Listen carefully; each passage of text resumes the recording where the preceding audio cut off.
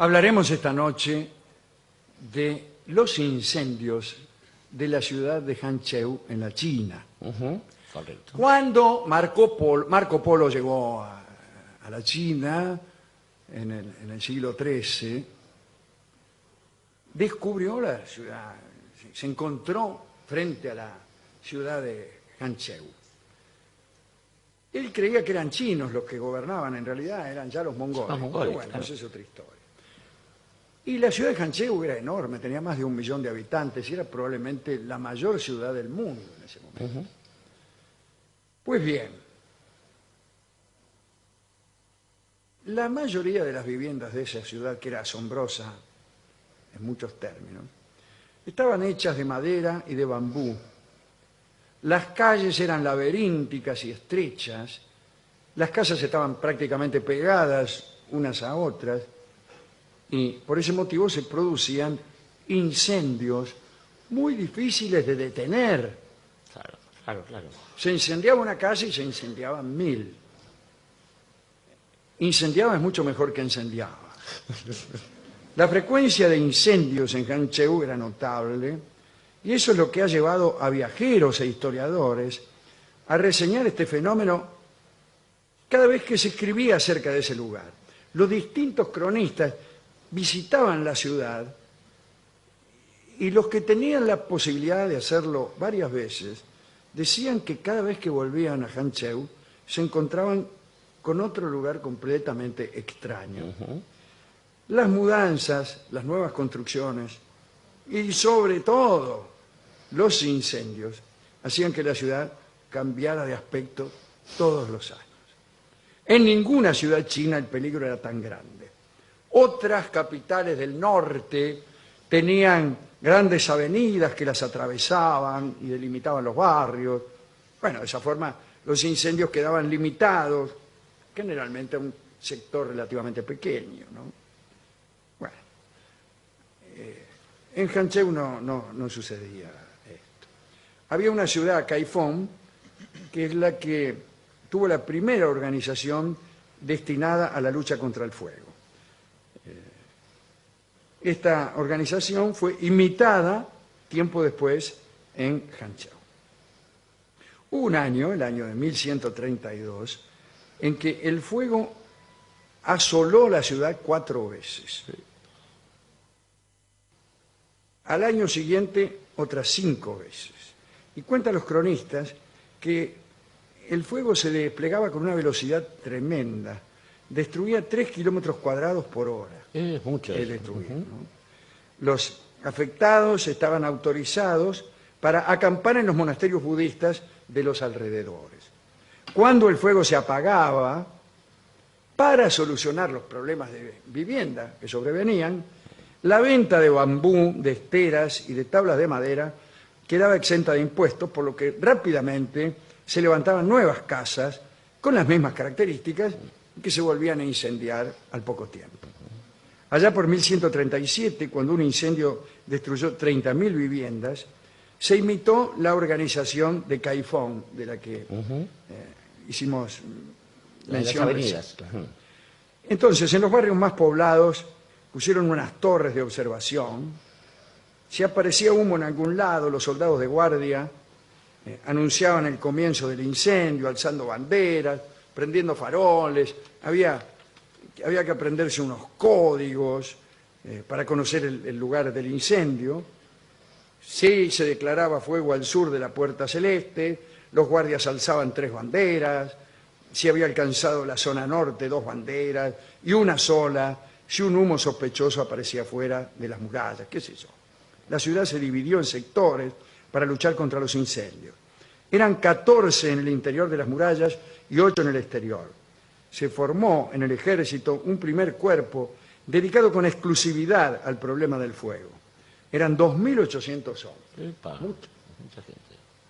Estaban equipados, bueno, un poco elementalmente. Por ejemplo, con cubos de agua. Está muy bien eso. Sí, pero... Baldes de agua, sogas, banderas, hachas, sierras, faroles y ropas no inflamables. Ayudaban o andaban por las calles con unos baldes colgando en la espalda y se los reconocía por eso. Cuando uno veía un señor con un balde colgando, decía, era un bombero. No existían todavía las mangueras, que Claro. son lo que distinguen ahora a los bomberos. ¿Y cómo sabe uno que se halla en presencia de un bombero? Porque por anda, la claro, manguera. señor. Quedaba muy bien, señora. En cambio, en Hancheu se lo reconocía por el balde. Las cuadrillas no estaban solas. Cuando se declaraba un incendio, bueno, una porción de las tropas militares acantonadas en Hancheu se movilizaba inmediatamente. Entre los 2.800 que había destinados a prevenir incendios, había unos tipos que se encargaban de vigilar las calles y se reunían en refugios que se ubicaban cada 300 metros. La vigilancia era estricta. Escribió Marco Polo. A ver. Ah, tiene el documento original. Tiene de Muy Marco bien, sí. Polo. Tengo un original del libro del millón. Una parte de los guardias patrullaba las calles para verificar si se hacían fogatas o si se prendían luces en horas no permitidas. Si una vivienda era sorprendida en falta, hacían una marca en la puerta y a la mañana siguiente el propietario debía comparecer ante los magistrados. Si no podía presentar una excusa válida, entonces sobrevenía la condena. Bueno. Sí. Es que a ciertas horas de la madrugada no se podía prender ningún fuego. El que era sorprendido haciéndolo era obligado a mudarse. O, en caso de una falta menor, no le daban leña durante un cierto tiempo. Aquellas medidas debieron resultar penosas para los habitantes de una ciudad en la que la vida nocturna siempre había sido muy intensa. Muchos establecimientos se mantenían abiertos hasta altas horas de la noche. Dice el cronista, faroles multicolores, o mejor todavía, multicolores, Qué pena. iluminaban la entrada y el patio de las tabernas, las casas de té y los escaparates de las tiendas. Agrego yo, había casas de baños en donde la gente iba a pegarse enjuagadas. En el momento en que se tomaron las medidas contra los incendios, se apagaban incluso los faroles destinados al alumbrado Sí, público. ¿cómo hacían? Los que transitaban por la noche debían hacerse acompañar por hombres de la cuadrilla de prevención, que tenían faroles aprobados por el emperador. Claro, muy bien. Se caía mucha gente al agua, porque Hancheu era una ciudad con pequeños canales. Pequeños, tan pequeños que No servían. un poco ayudaban con el problema del incendio, pero no del todo. Los borrachos, sin faroles del alumbrado público y sin lucidez, Sí, caían al agua. Siempre. sí, sí. En chino, la palabra caer al agua y borracho es exactamente la misma, al menos para mí. Igual que Mendoza. Claro. Ahora bien, a causa de la frecuencia de los incendios, los grandes comerciantes de la ciudad consideraban prudente almacenar sus mercancías en los edificios que habían sido construidos cerca de los cursos de agua, como acabo Bien, de decir. muy bien. ¿no? Allí vivían también los macanudos, las familias ricas. Bueno, pagaban siempre, sí. precios altísimos. Los habitantes vivían con miedo, Jorge. Ay, ¿Qué tal? sí. Y el pánico era frecuente.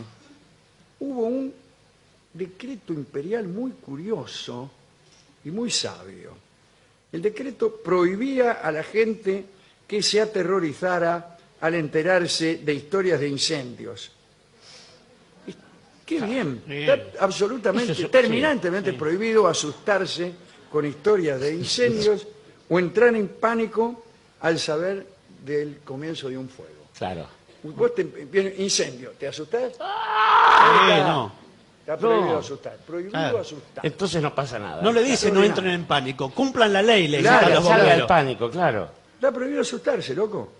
Bien. La administración debía también impedir los robos, puesto que los ladrones encontraban una ocasión favorable durante la diáspora que seguía Claro. los incendios. Y le llamaban a estos malandrines los seguidores del fuego. Lindo. Qué lindo, Tiene un ¿eh? toque Qué poético lindo, eso sí. Digamos para terminar que un gran número de supersticiones se producían por temor al fuego, ¿no? se decía, por ejemplo, que había algunos sucesos que disparaban el fuego, que lo causaban, que lo convocaban. Por ejemplo, el encallamiento de alguna ballena en los bancos de arena del río Chequián. Obvio. ¿Cuál es la relación ¿Cómo cuál es? causa-efecto Cualquiera del sabe. incendio? Es matemático que cada vez que una ballena encalla en el río Chequián, Fuego, fuego, incendio, hay loco, incendio. ya está. Cada vez que nos dirige la Molina, perdemos. Es Fija. esa, Eso la idea es esa.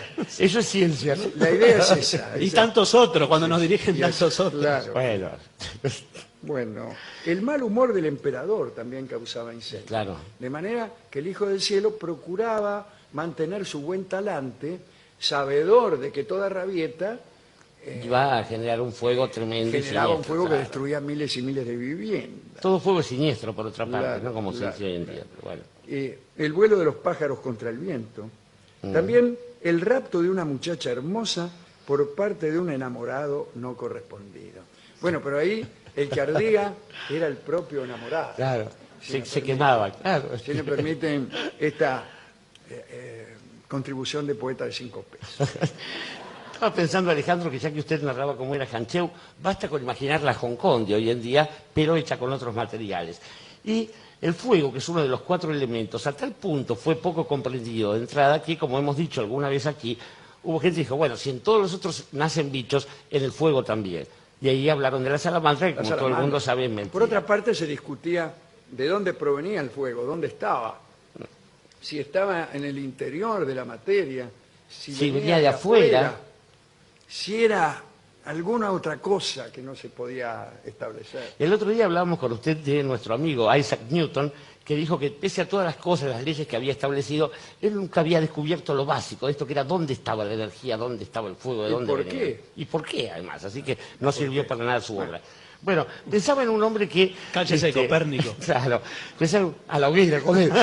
Pensaba en un hombre que, a quien se lo acusó quizás injustamente de quemar otra gran ciudad, Roma, que también supo ser de madera. En su momento, y hablo del emperador Nerón, que no era un buen gobernante y tampoco un buen músico, pero lo pintan Sin así. embargo, él prefería que lo recordaran como un buen músico.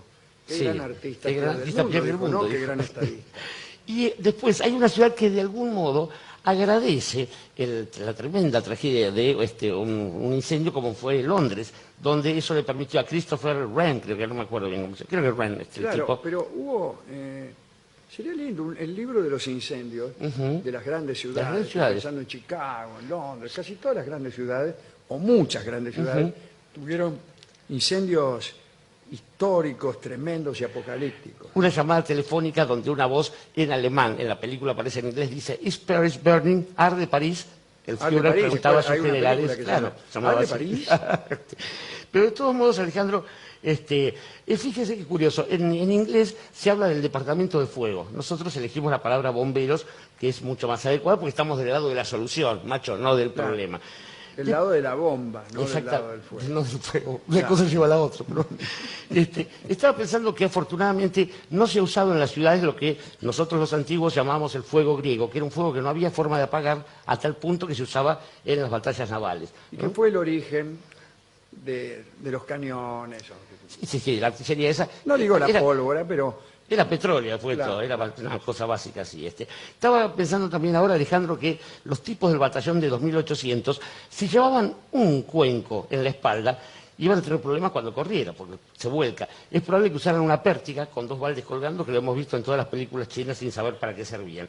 Pero de todos sí, modos... los chinos siempre llevan 2 baldes, ¿no? Sí, y eso explica la grandeza de ese A veces pueblo. hay familias de granjeros que tienen un balde sin uso, un balde ocioso, esperando juntar los recursos necesarios para comprar el segundo balde. Claro, que es el que vale.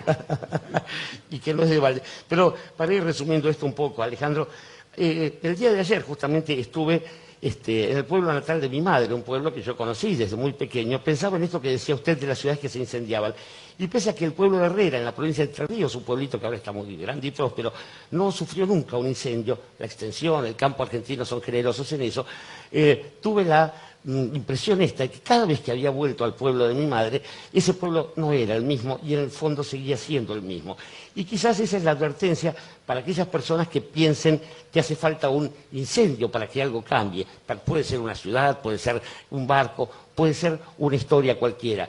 Basta con que uno advierta detrás de la mirada que está centrada en ese objetivo una especie de, ¿cómo decirlo?, de quemazón, de pequeña chispa que está anunciando que va a haber un cambio. En ese caso, y para prevenir todo, usted debe decir simplemente una frase: hay humo en tus ojos. Y hay humo en tus ojos, frase que decían los chinos a En modo de Hancheu. indicio. Claro. Es también una bella canción americana que escucharemos en la versión de Larry Adler, el mejor armoniquista que ha existido. Así que, adelante. Es una canción evidentemente compuesta pensando en los incendios de Hancheu.